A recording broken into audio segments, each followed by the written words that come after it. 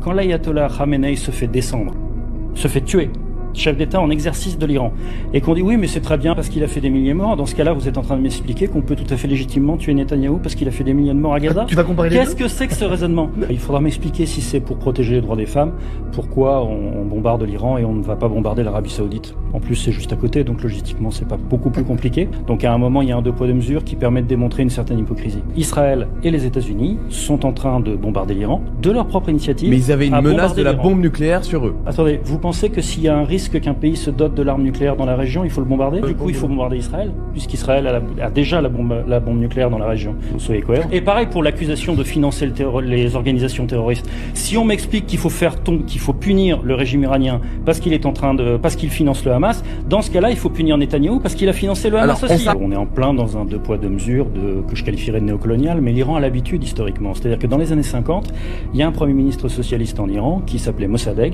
qui voulait nationaliser les ressources pétrolières pour le profit du peuple iranien. Qu'est-ce qu'il s'est pris? Il s'est pris un coup d'État fomenté par les Américains, plus précisément la CIA, et les Britanniques, plus précisément les